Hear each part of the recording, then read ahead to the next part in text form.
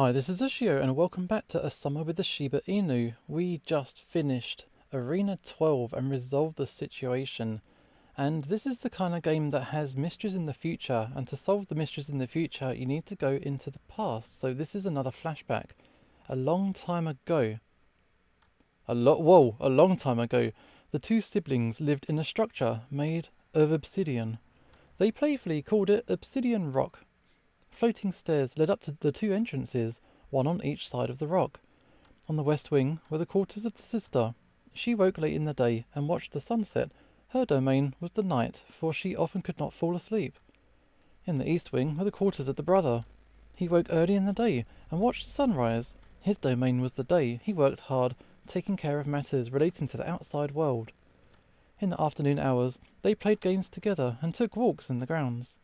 They collected puppies' trading cards and did battles with them, with all sorts of mythical creatures. They were displayed proudly in the bottom rooms of the rock. They collected books that told stories with illustrated panels. The sister especially loved her collection and displayed them in shelves in the high floors of the obsidian rock. The sunny and carefree days never seemed to end, but one day the sister, being the old puppy, got news from the outside world. The sunny and carefree reality the siblings lived in the obsidian rock was but a part of the entire reality that dogs on the island possessed. She was to leave her home and her reality to be reallocated based on her performance in the arenas, and so the brother remained in the obsidian rock until he too reached a certain age. It's weird learning about my brother's life leading up to the final arena. It's a time period that feels frozen in the past, but now excavated with my return to Shiba Island. Perhaps I should have tried to get in touch with him more, but at the time, ambition and zealousness blinded me. I wonder if the reason he also pushed himself in his arena brackets was so he could stand as an equal to me. He'd been living in a flat near KH Station. The address wasn't explicitly written in the journal, but he mentioned frequenting a certain food stall that was downstairs. The food stall no longer seemed to exist from my initial search, but Quill came to the rescue. Quill was able to pinpoint the building by cross-referencing maps and websites from a decade past. The unit number was mentioned in the journal, 1824. If it's a typical building, the first two digits should be the floor number. Wouldn't it be funny if he's just been living here the whole time? If only I'd bothered to get his address before, we wouldn't even have needed to go through all of this trouble. Well, he clearly knows you have no idea where he used to live. He might have even done this to really rub it in. Quill smirks, and her tone takes on a joking but mocking tone. By now, I know she's just teasing me. I'll just roll with the punches. Yeah, if I didn't regret not keeping in touch with him better, I surely would regret it now after his obvious reminder. Let's head there tomorrow then? Yeah, sure. I've got to head out now because I'm meeting Max after his work for dinner. I'll head back home as well, and I'll see you tomorrow. Next day. I tentatively entered the residential building. There's no security desk, like Max's building has. Quill and I just take the elevator up. Say, Q, would now be a good time to tell me why you've been helping me so much? No. Wow, such a tough nut to crack. I'll try again another time. I mean, throw me a bone here. We'll be childhood friends, and I forgot that because I moved away, and you're going to reveal our past to me along with a confession of love, something like that? Hell no.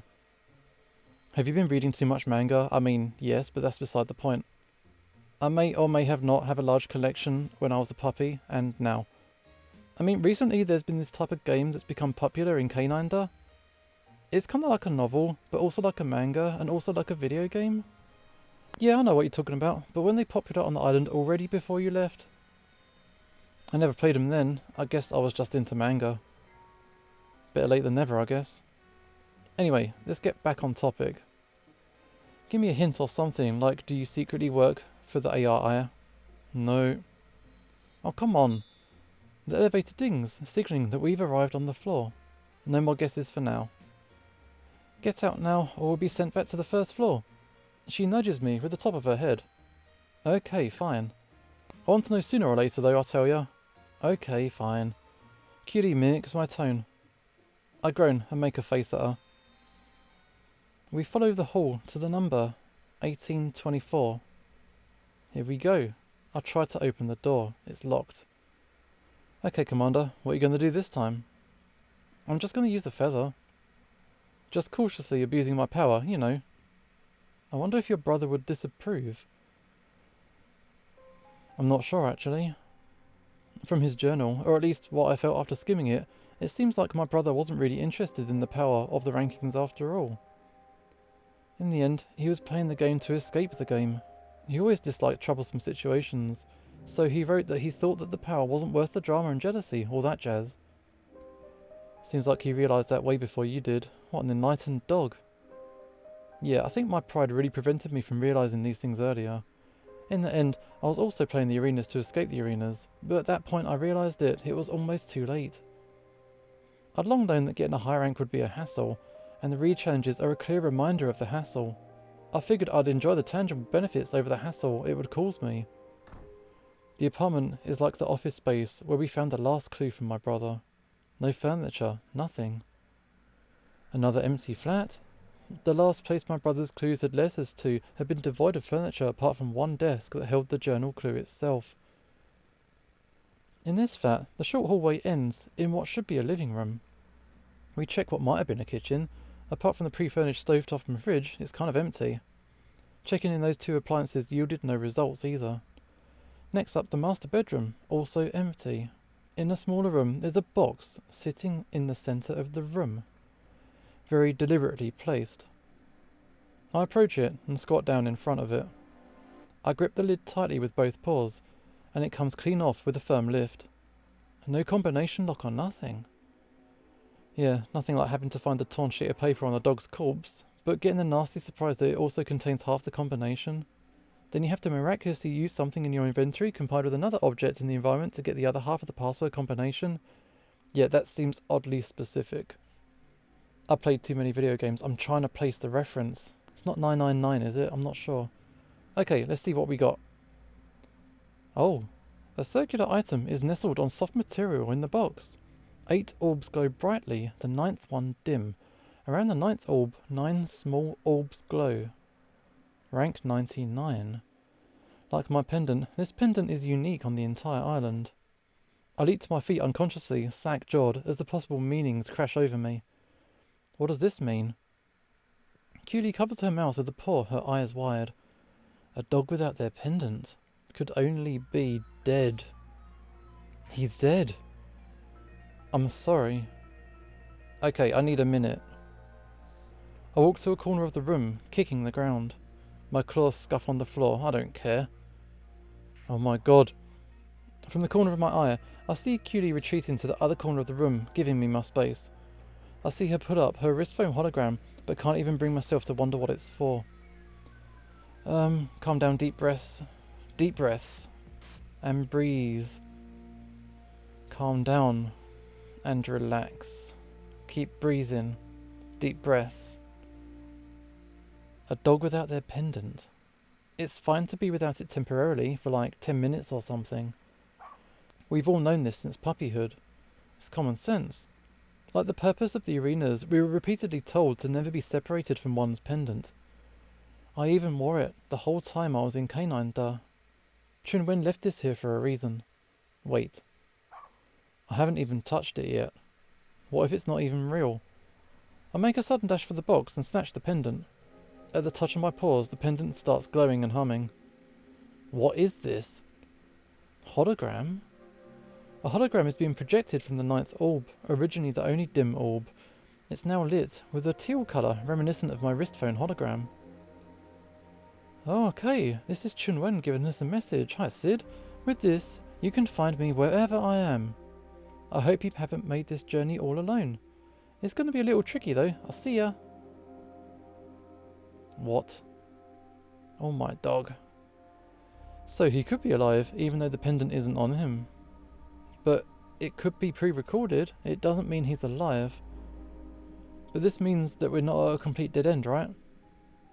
And your brother seems to have hacked the pendant. Cutie peers curiously over the hologram. It looks like it's combined with some wrist phone technologies. Can you try touching it? Okay. I hover my paw over the screen and try to tap on the sides to return to the main screen, but unlike my wrist phone, it doesn't seem to register. I try some other gestures, but then remember something. I try touching the orb where the hologram's projecting from. Okay, I'm a pro at wrist phone first time activations now. Good job. Okay, I don't think that was helpful though. The main menu's blank. Okay, can I take a look?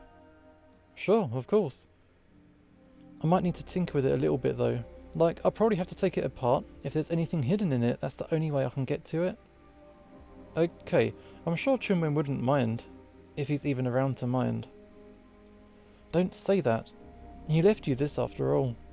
He intended for you to find this, to tell you something. It's not a dead end.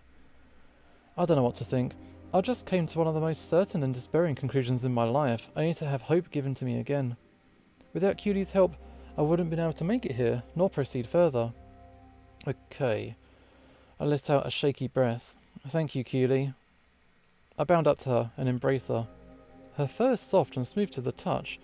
I lean into her, and she wraps her forelegs around me. Hey, it's okay. She rocks me and hums, and rests her head on mine. Surrounded in her warmth, it feels so quiet and comforting, like a shield from anything that could harm me. If you weren't here on the island, I would have sworn you're just like her. Just like who? I can feel the hum when she speaks through the embrace. It's nice. There's a Labrador family that took me in when I went to Canine Dar. They were so kind. And I just left them without saying a proper goodbye. Like, I gave them a week or two's notice that I might be gone for a while, but on the day that I really decided, I didn't tell them. I think I sent a text to the daughter. Her name's Quilly, and you remind me of her. How come? You're kind to me too, much like her. You even look a little bit like her. Wow, because we're both Labradors? No, it's not just that. I wiggle out of the embrace. I need to see her facial expression. As expected, she's smirking. Do Labradors all look alike to you now? I make a face.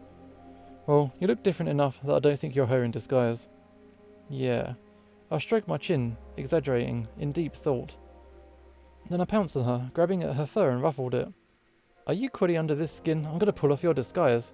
Wow, that hurts, dude. Quilly mocks whimpering and rolls into the ground onto her back. I debate pouncing on her while she's weak and on the ground, but decide against it. Yeah, don't jump her. I mean, why would I even do that? Arena instincts are hard to shake sometimes. Wow, it's a violent urge. Don't pursue that for sure. That's it. Yeah, serves you right. I do, however, reach out a paw to her to put her back to her feet. Come now, let's see if there's anything in my brother dearest's pendant. The arenas. I wonder how Sid is doing, now she's gone to the capital. I think it would be nice to join her there. I'm younger after all, so it's fine for me to progress through the arenas a little bit slower than her. But I feel this pressure to be doing just as well as she is. It's a troublesome pressure. We have a rare opportunity to move around as we please, although we're still puppies. It's all thanks to our rankings. But I'm tired of this. It's just troublesome. I wonder if I can just decline the arenas. What would happen? Sid said she bet grown dogs in the early arenas before, forced into the arenas, though they had rebelled against participating as puppies. Yeah, that might happen to me. Then the ARI would keep an even closer eye on me if I were caught not participating in the arenas, and that would be even more troublesome. So maybe there's another way. I'll join Sid at the capital first and figure something out. If anything, I wonder what she'll be like when she gets the feather of reality. She seems so susceptible to its real purpose, and that's precisely why I feel the arenas will work in her favour.